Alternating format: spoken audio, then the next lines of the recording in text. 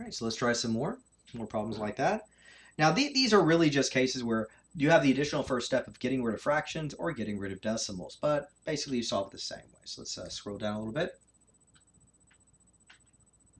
Okay, so right here, first step is you get rid of fractions. So if you really don't like fractions, you want to pay attention to this step because you actually get rid of your fractions as the first step. Now what you do is you try to find the least common denominator of a 3, a 2, and a 6.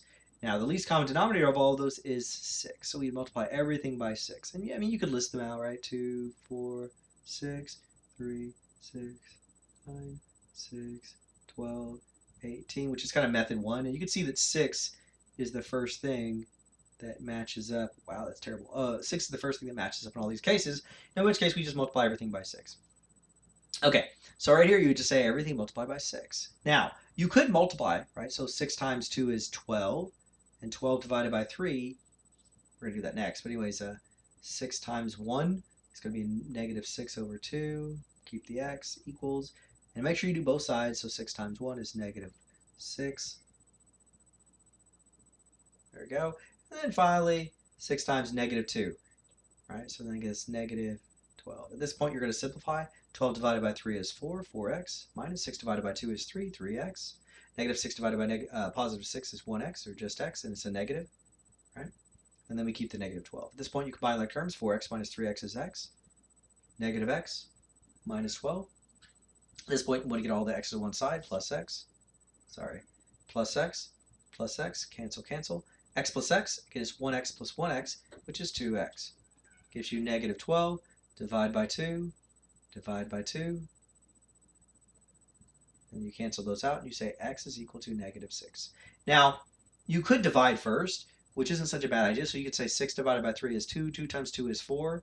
And then you would go straight down there. You'd say 6 divided by 2 is 3. 3 times 1 is 3. So you could do division first, and it's a little faster. You deal with smaller numbers, and you could do it mentally. But some people don't like doing it that way. They want to do the multiplication first and then the division, which is fine. But if you do the division first and then the multiplication, you can do a little bit more mentally. The numbers are a little smaller, easier to deal with. So that's a nice little trick. Okay, now the least common denominator between a 3 and a 5 is a 15, so we multiply everything by 15. So you say 15 times 1 is 15 over 3. Again, you could just divide. That'd be a pretty easy trick. So you'd just say 15 divided by 3 is 5. 5 times 1 is 5. And then you would just skip to this step, right? So it allows you to skip this step. So you can skip that step if you divide first. So you get the first one right. Now you don't do it within the parentheses. If you multiply the number of groupings that you have, you've already inherently multiplied the amount of stuff that you have, right? If you multiply the groupings and multiply everything within the groupings, then you've multiplied it twice. You've hit the same stuff twice, right? So hopefully that makes sense. So like if I have a little bag, whoop, and I have one bag. If I multiply that bag by 2, now I have 2 bags, right?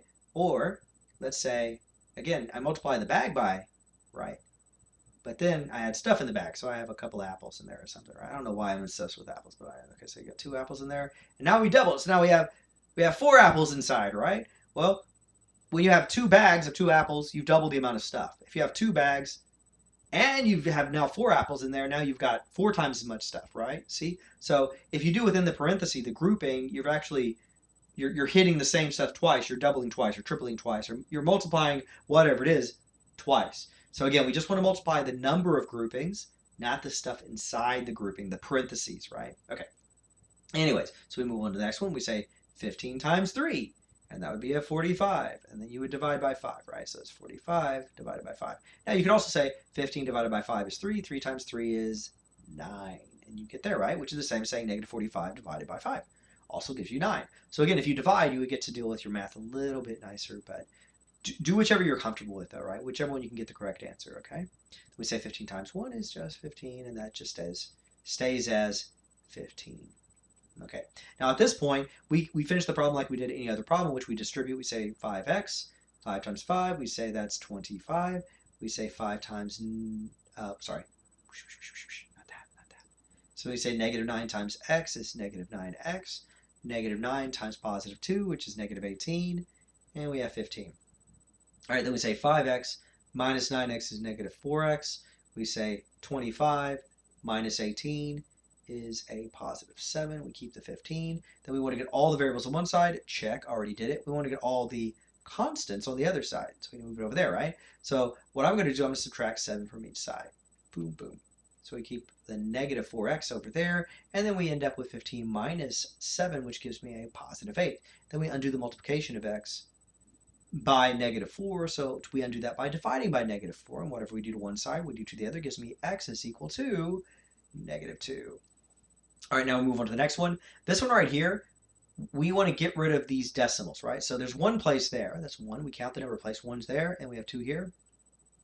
And we have 2 there. So the most number of places we need to get rid of is a 2. 2 places, right? 2 places. Okay, so the way we get rid of 2 places, we multiply the entire thing by 100. So 100 times 0.1 is 10. Right? And then 100 times 0.05 is 5. And then 100 times 0.09 is 9. Okay, so the trick with that is you could have just moved the decimal place over 2 places, all of them, and then fill in any blanks with zeros, and you would have gotten the exact same result, right? So if you're multiplying by 100, you can move the decimal places over 2 places. If you're multiplying by 10, you move it to 1 place. You multiply it by 1,000, you move it over 3 places, so on and so forth, right? Okay, so now at this point, we're going to distribute within the parentheses, and that gives me 10t plus 5 times 20, which is 100. And then we have 5 times negative t, which is negative 5t. And then 9 times 20, which is 180. Then we will move all the variables, combine those terms, right? So 10t minus 5t is 5t. Keep wanting to say the answer. And then it gives you 180. And then we want to get the variable term 5t by itself by undoing the addition of 100 by subtracting 100. Whatever we do to one side, we do to the other. Cancel, cancel. We end up with 5t. That is a 5, believe it or not. 180 minus 100 is 80. And then we undo the multiplication of t by 5 by dividing by 5. And whatever we do to one side, we do to the other, which gives me 80 divided by 5, which is 16. Okay. Now, in every instance of these equations, you can always go back and check your answer by plugging in your answer into the original equation and seeing whether or not you get the original, you get the same answer, that they are equivalent to one another, that it makes the original equation true.